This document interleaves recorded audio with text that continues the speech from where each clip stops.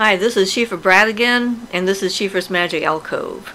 So today, as promised, I'm going to talk about love. We've done a video previously talking about love as an emotion, a feeling, and an energy, which is a separate video that you can watch after this if you want to, or if you've already seen it, you know what we're talking about here. But I thought it would be a good idea to talk about how we perceive love and some of the issues surrounding that for all of us. How do we find compatible people to live with, communicate with, love with? What are some of the warning signs? What is actual, real love? Can you tell the difference? That kind of thing. So we'll see where we end up. You know, that's me, seat in my pants. So first, I guess, would be a couple of stories that illustrate what people think love is, but isn't. This is one that I actually witnessed from all three perspectives, the people that were involved in the situation. I, as a massage therapist, had a client, and she converted to Mormonism, which is in itself not a bad thing. I believe that everybody deserves and has the right to believe whatever they want to believe, and if it works for them, that's perfectly okay. It's when subsuming someone else's free will, it becomes not a definition of love and care to my mind.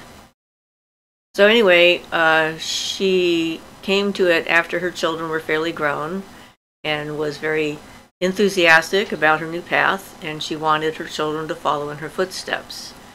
So she started to invite some of the trained missionaries over for dinner, and I guess hijacked the family meal and turned it into an opportunity to try and convince her oldest son, who wasn't yet 18, that this was a path he needed to follow, and he was very unwilling and uninterested in following the path that she thought would be a good idea.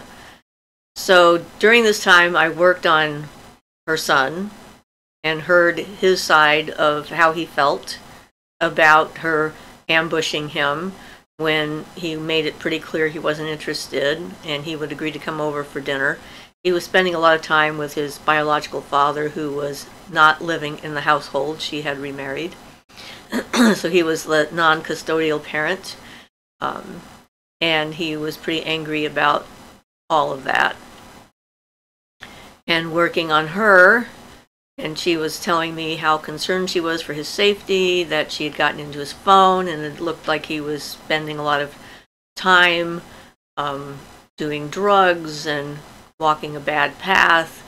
So she was really trying to prime her, I guess, a group of people who would be supportive of her choice that she was about to make that we didn't know anything about. And so she was telling me, she was telling the chiropractor, she made no secret about her desire to help him, her fears and anxieties for his future, that he was about to turn 18, and then her ability to protect him would disappear.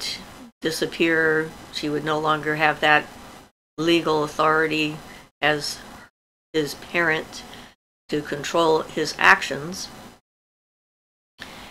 And then apparently she started looking into school programs out of state, and she told us about that as well, that she had found this school and she really liked their program. She thought they were, they worked with teens who were going through these issues, and it was, the best program that she could find.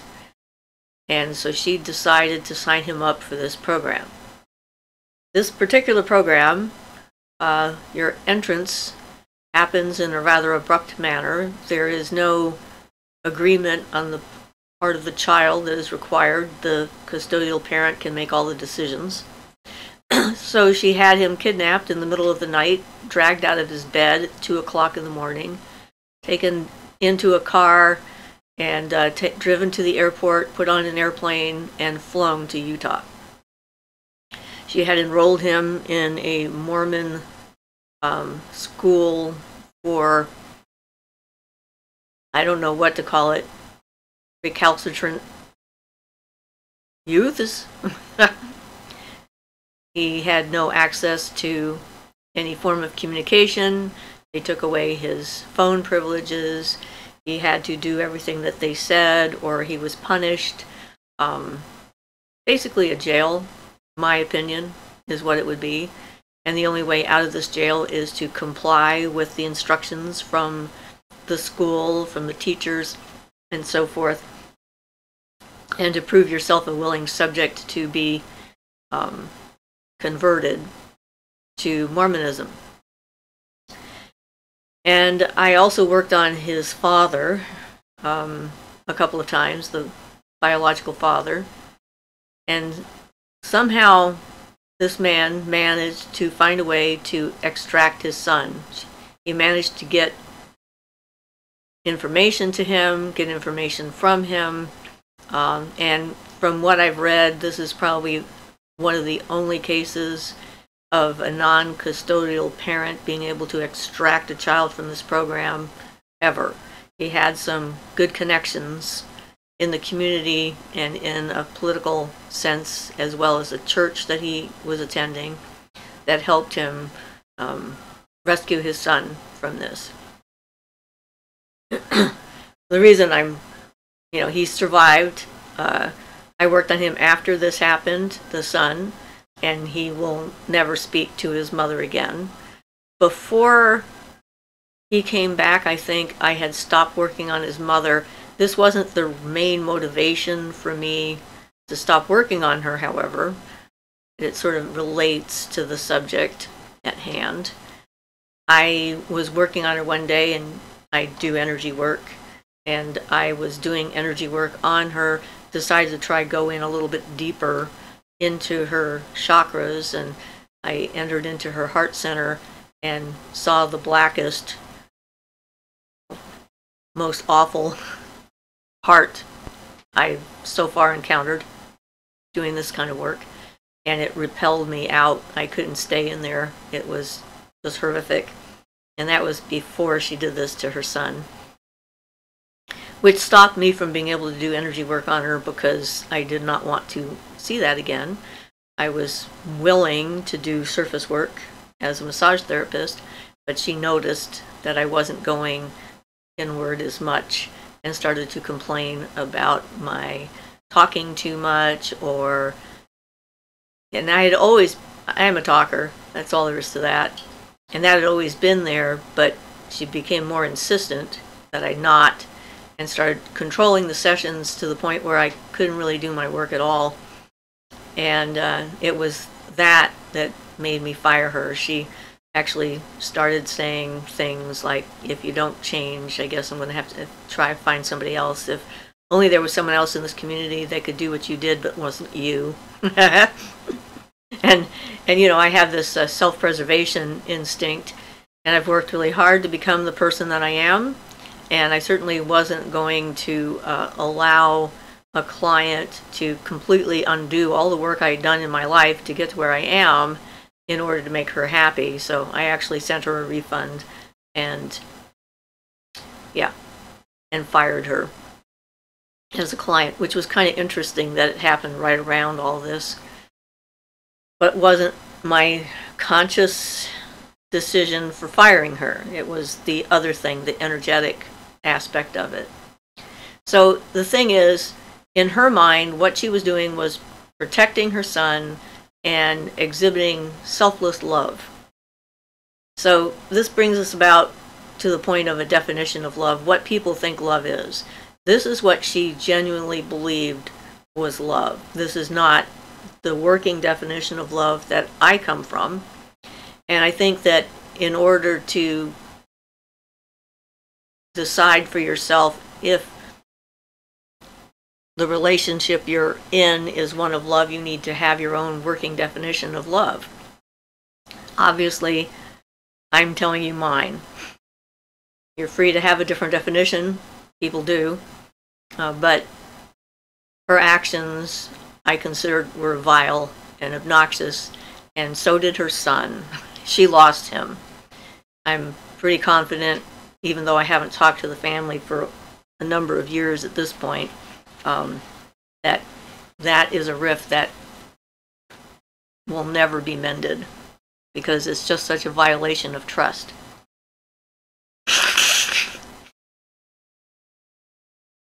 So that would be one of the first definitions of love for me, is that you can trust the other person. You can trust them with your vulnerability. You can be open and vulnerable with them without worrying about them using that against you and manipulating you with your fears, anxieties, and insecurities. A real relationship where both people are coming from the same place, the partner is not going to take advantage of you and use the information that you've shared with them as you're getting to know them and so forth as a tool to bludgeon you over the head with and control your actions. So the kind of language that people use with one another is a pretty good clue as to whether or not it's a healthy, loving relationship. So that's trust is an essential component. If you cannot trust the person, if there's things that you can't share with them because you feel that it would threaten your relationship, there's things you're not allowed to talk about because it would upset them and they don't want to hear it, then you're not having open communication with that person, and they may not be the right person for you to be with. So there's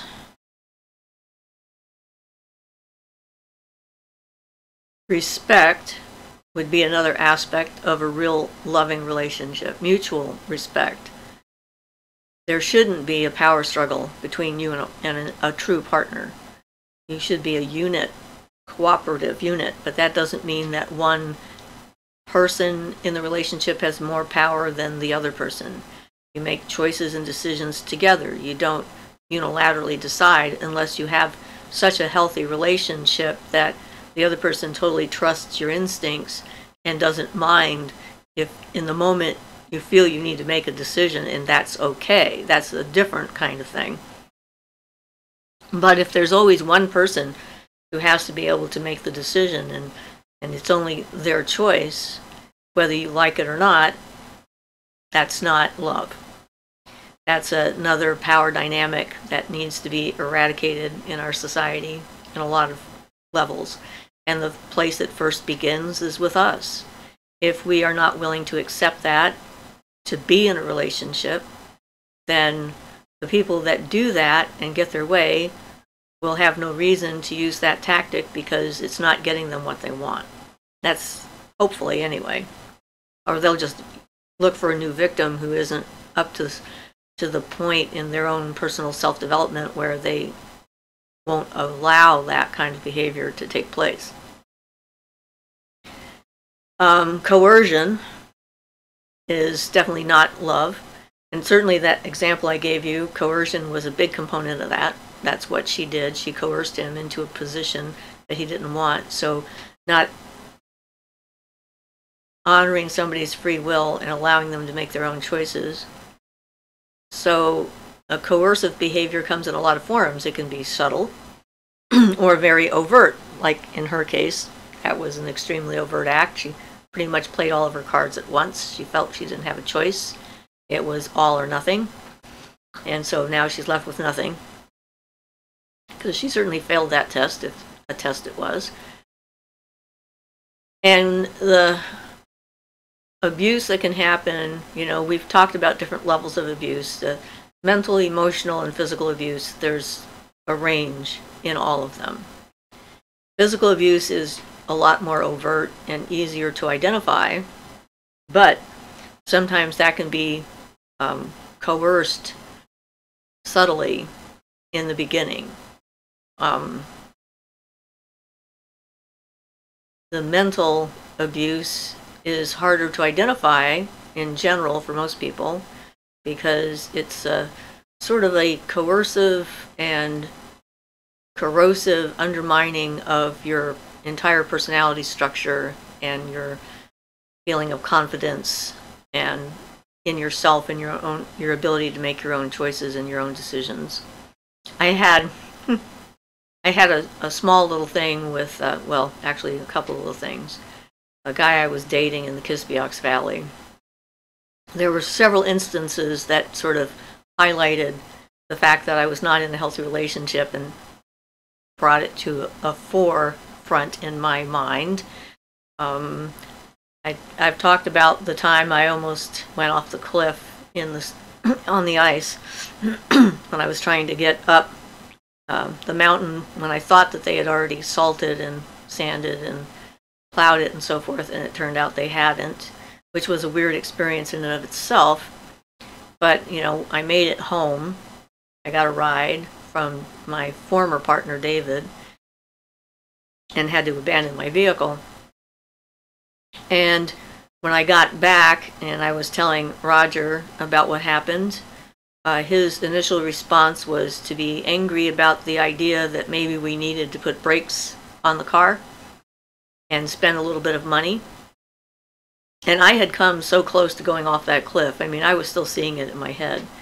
So I spent pretty much the entire night laying awake next to him, thinking about the fact that this was a person I was sleeping with who felt that $80 was more important than my life. And that kind of did it for me. I mean, it was like, okay, this is not okay. I'm not going to continue with this. Prior to that, he'd had some more subtle signs. He took my copy of The Spiral Dance and he read it. And then he gave it back to me and told me that it was okay for me to read it because he had read it to make sure there wasn't something in there that was damaging or dangerous to me. And I was pretty not happy. I was very angry. I'm like, and who do you think you are to decide for me what it is I want to do with my own spirituality, my path, my life, and what books that I read? You know, no one asked you to do this to approve it for my consumption, which is very condescending and annoying. So, not love. And although, you know, from his perspective, he was trying to make sure I was safe. So in his mind, maybe love. That's the problem. Need to be with someone who has the same definition as you. So,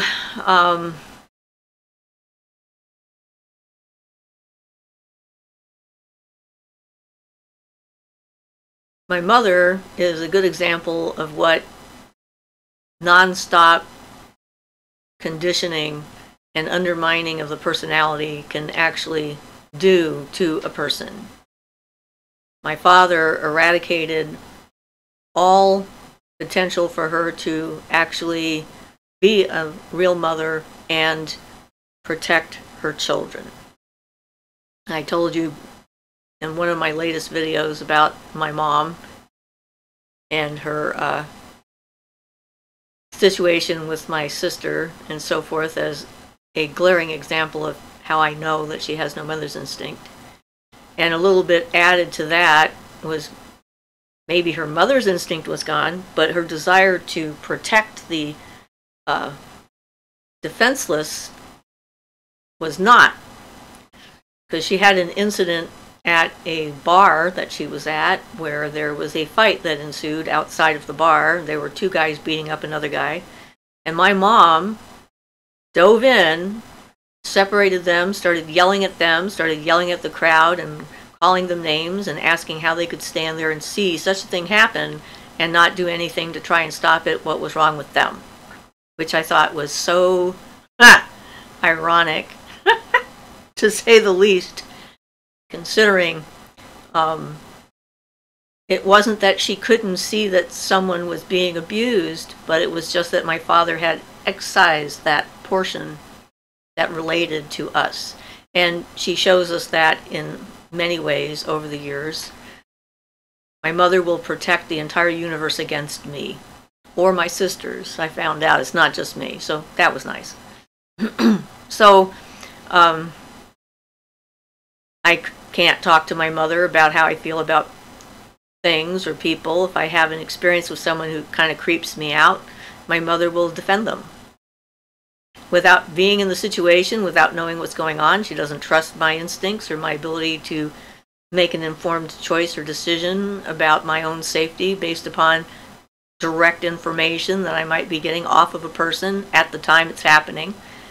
And so, we don't talk about that kind of stuff. Of course, at this point, she's 93, and she wants to talk about the books that she's reading, and that's about it, so that's fine. I have no illusions, however, that my mother loves me the way I define love. And that's the thing. You can have people around you that believe wholeheartedly that they are loving you. But if your definition of love and theirs is diametrically opposed, you can accept the fact that they think that they love you, but you don't have to put yourself in harm's way and become a target. There's a lot of this New Age stuff about soulmates and twin flames, which is, in my opinion, a trap, an emotional trap, trying to excuse abusive behavior. Especially with the twin flame stuff that's out there, they describe it as a, like confrontational relationship that is filled with strife and so forth in order for you to grow. And this is what you're signing up for, and that's one of the ways you know that you found your twin flame, because you can't get along at all, and you have all these fights about everything. Yeah, that's just stupid. If that is actually true, it's still stupid. It's like, apparently those twin flames are not meant to be together for a reason. Let it go. Why sign up for that kind of stuff? And it doesn't help that our media, movies, shows, books, and so forth are still just filled with instances where women are not capable of making up their own mind about something. It annoys me all the time when I'm watching a show, when like a guy says, why don't we go do this or eat this or whatever, and the woman says, no, I'm not interested, and then he works to change her mind, and then she is convinced because it's the way the script is written, and then she finds out, oh my, he was right, I did love this, or this was the best thing I've ever eaten, and I don't know why I was so reluctant. And then I should let him make all of my decisions for me for the rest of eternity. It's like, because he knows better than I do. I have been subjected to the teaching of men throughout my life, where a person like my father, or my first husband, or my second husband, felt that there was some kind of a lesson I needed to learn, that I wasn't learning it properly, and then would set up a situation in order to teach me that lesson, and so that I would comprehend it. This is extremely obnoxious, egotistical, egocentric on their part, and it is fed by the notion for many thousands of years that women are not capable of thinking rationally because we are emotional creatures, and you can only think of things in a rational sense and make appropriate decisions if you leave feelings out of it, which is stupid. Because it's, generally speaking, your feelings that inform you as to what needs to be taken care of and what's wrong with the situation. You get that nagging feeling in your gut that this isn't right. That's an important clue.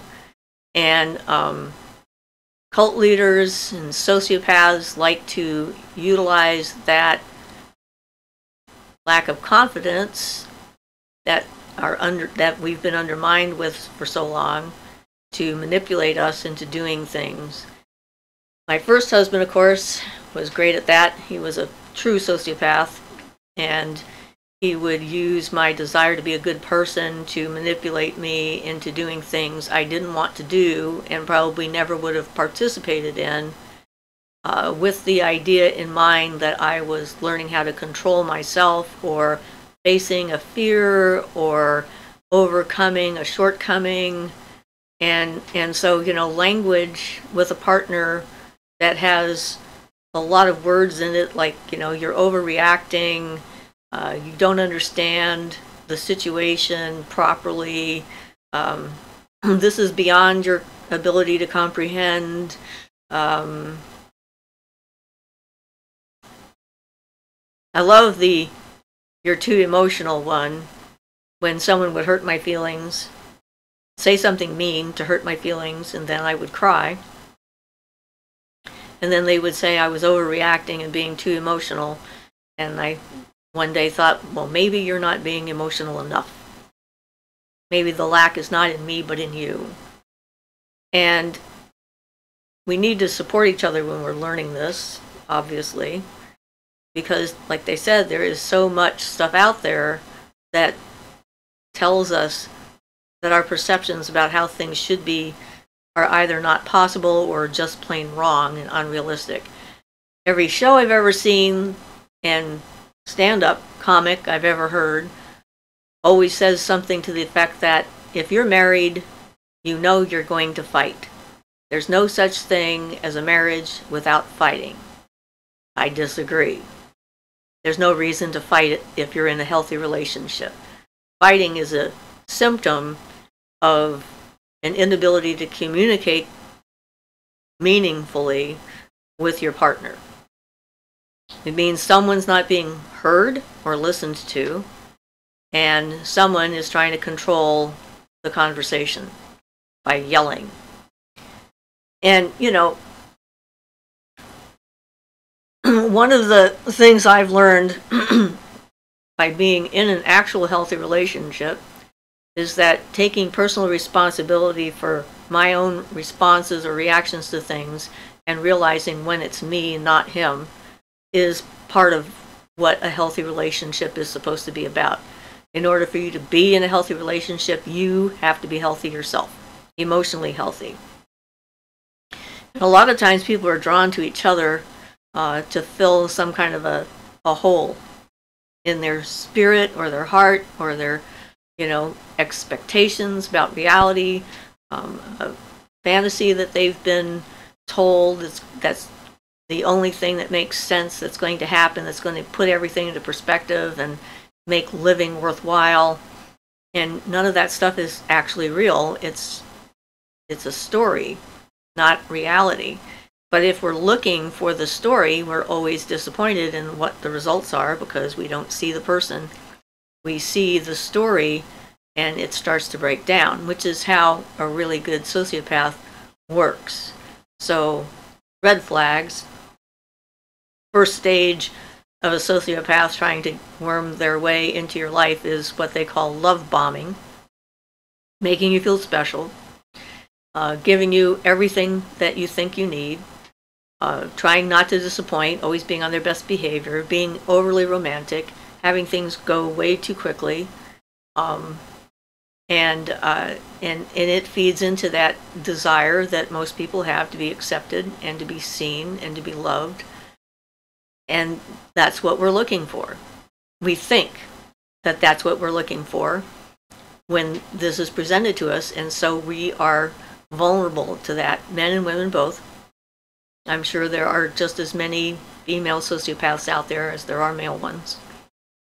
Just we get more press for the male ones, I think. But, emotional manipulation, that's sort of their stock in trade when it comes to how to figure out how to do that. So they draw the individual in and get them completely enamored of the situation, then they start taking things away that the person thinks they want and using them as tools to manipulate someone to behave the way they want, and things devolve from that point.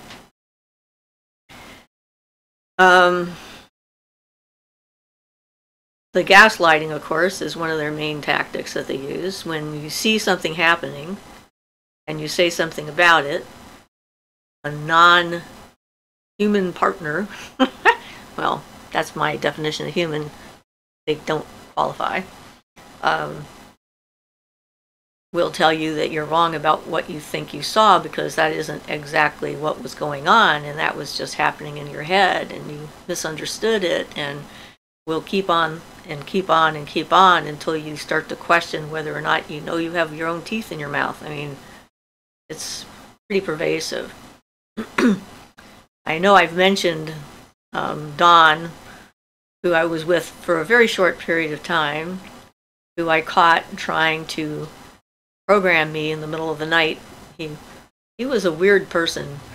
I mean, when I met him, it was at a New Age festival kind of scenario, and he was a Sufi dancer. You know, I met him in a Sufi dancing circle where everybody's hugging everybody and everybody's fine and everyone loves one another, etc., which is a different kind of trap.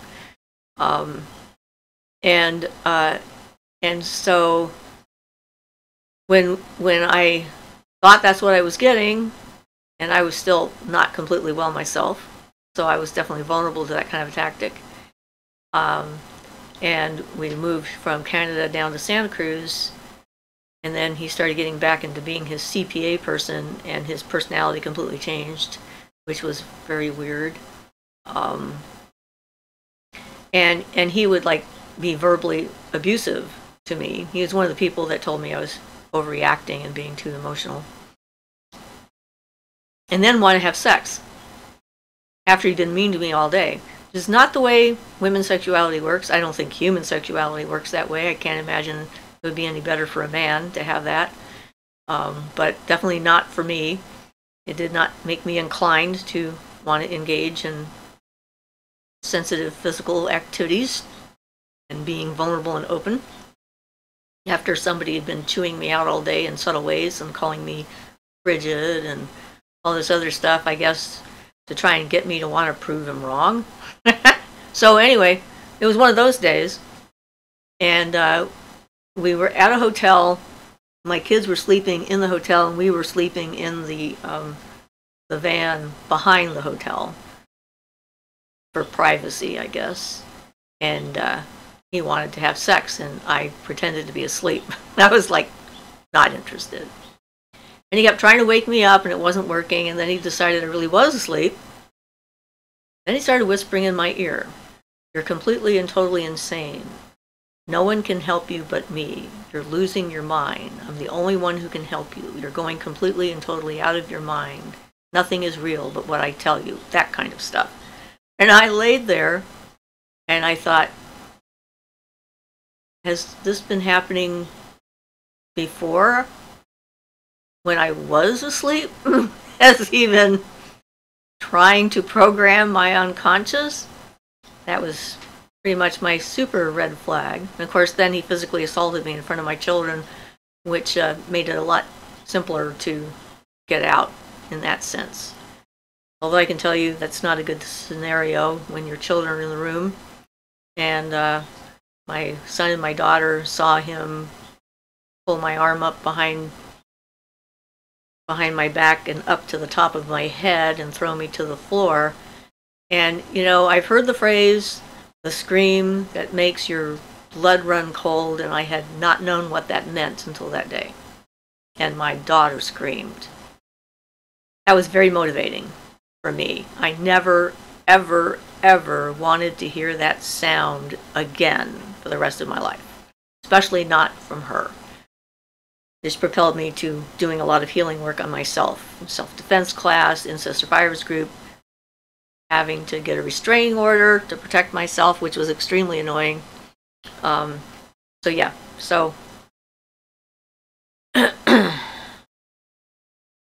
I have numerous examples of things that were wrong. And when Ian and I first got together, I still had a lot of that stuff in my head. I mean, I had never been in a healthy relationship before. I don't think he had either. So we were both kind of new to this whole concept. But he was very persistent about being honest. He didn't pretend to be someone he wasn't, because he felt that lying about who you are is abusive, which is true. That's the thing. When people first get together, almost everybody says everyone's going to be on their best behavior. You have to give it a while to see who they really are, You don't actually have to do that.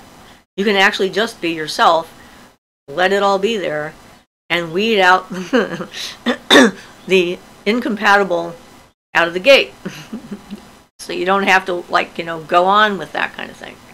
So he was very good at that. He wanted me to be myself.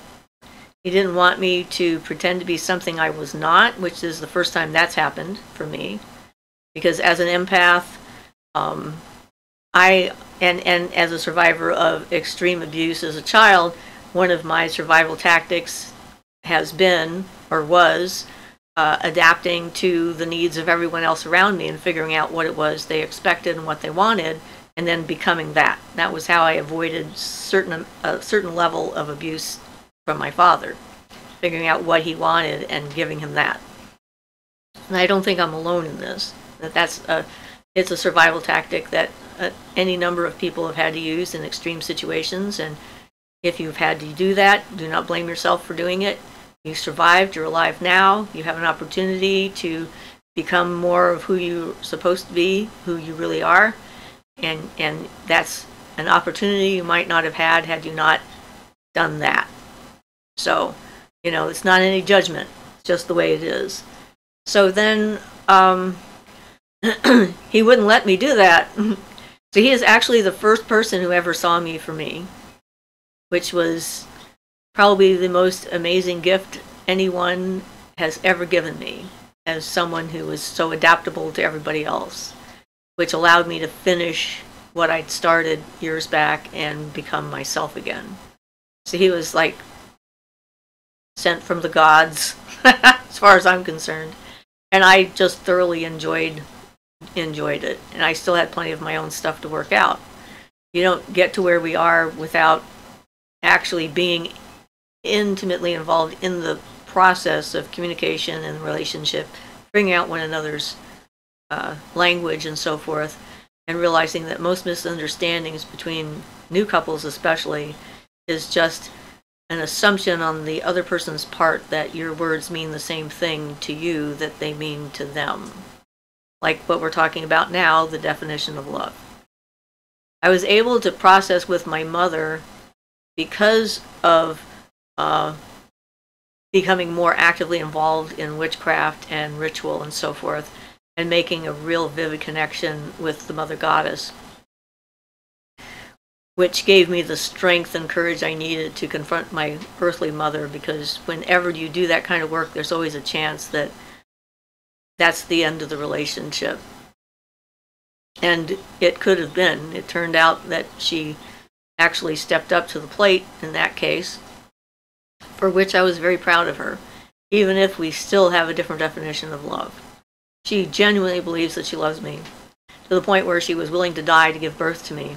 A very romanticized, idealistic version of love at that point in her life. But yes, so sacrifice isn't something that actually needs to be part of a healthy relationship. Unless there's an extreme situation where, you're caught in a bank robbery or something like that, or, some scenario where you are trying to protect a loved one and you end up being injured or killed in the process. That's rare. So it's not something we have to focus on. Not something that needs to be there in the front all the time. And there is a sort of a key phrase that my first husband used a lot, which was like, if you truly loved me, you would do this for me. In that case, one case, he was talking about the idea of me having sex with his boss for him to get a promotion. That's not love. That is like so seriously beyond not love. But you're using the word love to try and, activate that part of me that wanted to have love and show love and be love and all this other stuff. It was quite an interesting trap that he tried to set. And so the things to look for in a healthy relationship, we don't want to just do all the negative stuff, is that the other person really wants to hear your story. They want to know who you are. I mean, Ian still asks me questions about things, about when I was a kid or a young adult, or or this experience or that experience, because he wants to know me. He wants to know all the different parts of me, the nice parts, the bumpy parts, the icky parts, the good experiences, bad experiences. They're all a part of me, and he knows that. And he's genuinely interested, and I'm interested in his.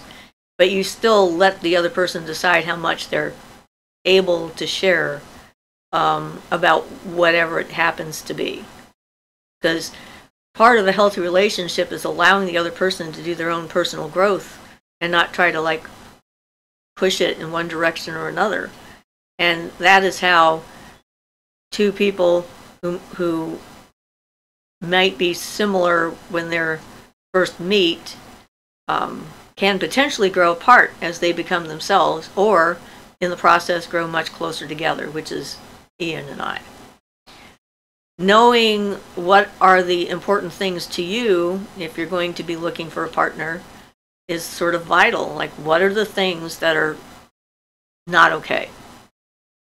What are the things that you couldn't possibly live with that are completely and totally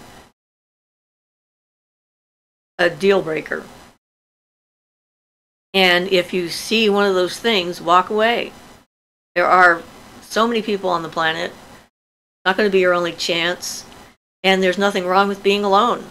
That's another thing. It's like our society seems to really beat us into the ground with images and stuff about finding someone, being together is the only way to validate your existence.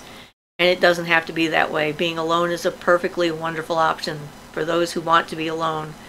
And it's usually a good idea to have an opportunity to be alone with yourself, at least for a period of time. And a lot of people go straight from being in a household as a child into a household as a spouse, and then maybe becoming a parent, and never actually being by themselves to find out who they are and what they like. And as a parent, that's one of those things that happens. When both my children were finally gone from the house, it was really weirdly bizarre. Every time I thought about anything, it was like, well, I can't go see that movie because my daughter wouldn't like it, or I can't buy this food because that's not what she wants to eat. And then the realization she wasn't there anymore, so I didn't have to consider her feelings or whatever. But then I was like, what do I want to watch and what do I want to eat? I don't know anymore because I was a mother. And so mothers out there will know what I'm talking about.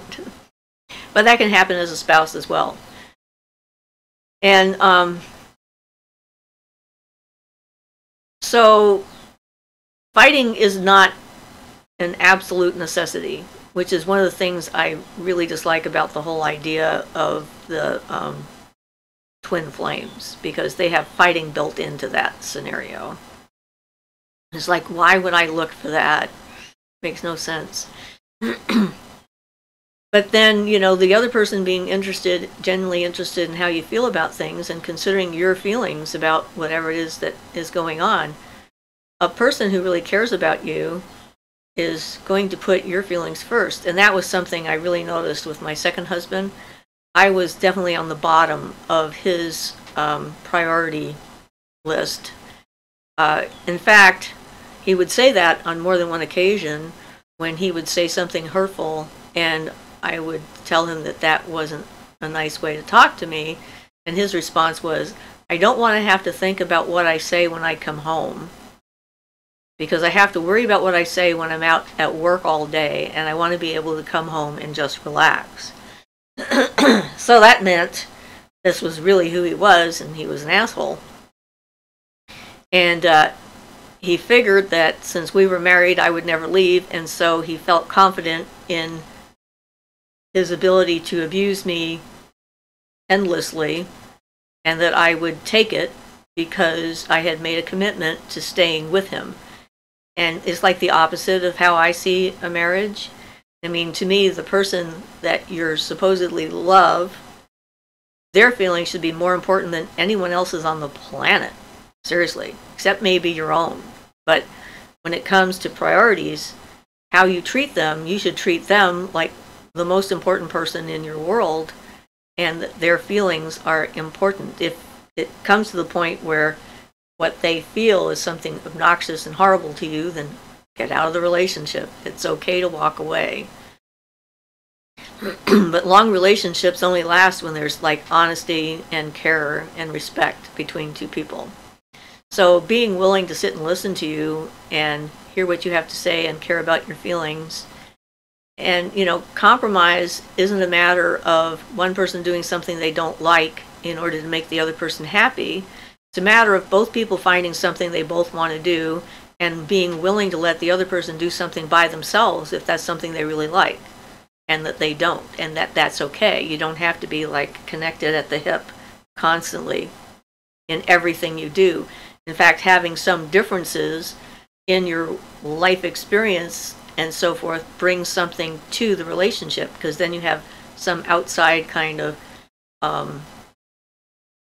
inspiration or whatever to share, so things don't get stale. I don't know how things could get stale really, but some people complain about that. I know too much about you. There's nothing new under the sun. And yet a few weeks ago I said something on a live show that apparently I had never told my husband. And he noticed immediately. So that shows you how much he listens to what I'm saying. So like, that's pretty awesome. It was a shock. I'm like, I didn't tell you that? Okay. Wow, all right. I guess there are still a few things I have hidden away that I don't think about talking about on a regular basis. So, not sure what else to say about the subject, except you need to have your own definition. And it's not about how you look. Obviously, looks change.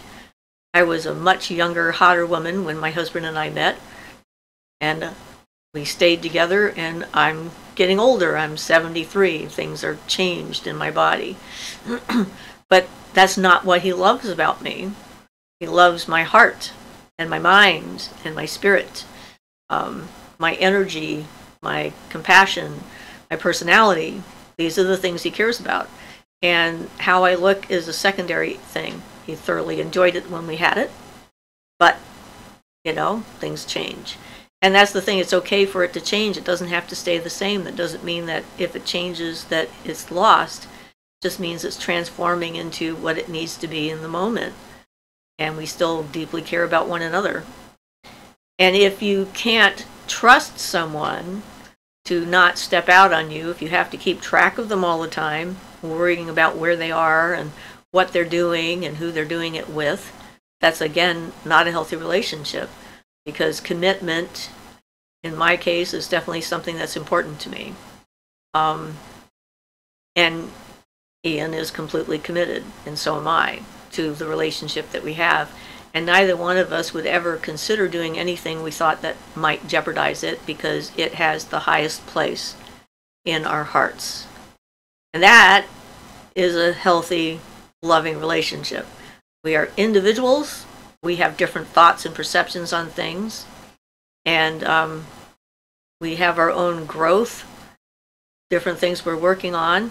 We allow one another to have the space within which to transform and change, to become better versions of ourselves without anxiety and fear. And that's why we're together. We've been together since '91, so we're coming up on 32 years that we've been together, and boy, was it worth it going through all the other stuff and to learn enough to be able to get into a healthy relationship. And we're both always grateful that we're with each other and appreciate and value one another's company, and perceptions and so forth. It's like, it's a balance between being an individual and being a couple. So hopefully this has been illuminating, helpful, thought-provoking. Start a conversation about it, think about it, really think about what is and isn't okay, what's happening in your own relationships, if you're in one, if you're about to get into one. Think hard about what we're talking about here, define what you really are looking for, and work on yourself primarily. If you want to be in a healthy relationship, the most important thing you can do is work on you, so that you're ready for a healthy relationship. So, As usual, you can contact me at Siofra's Magic Alcove at gmail.com, or send me a friend's request at my Facebook page, Siofra Bradigan. But send me a private message at the same time so that I know that you're coming from the channel. I've gotten a lot of really strange friends requests of late, and I'm trying to not accept everyone unless I have a reason to. So anyway, I hope you guys have a marvelous time, and we'll see you on the live show. This has been Siofra's Magic Alcove, and I'm Siofra Bradigan. Blessed be.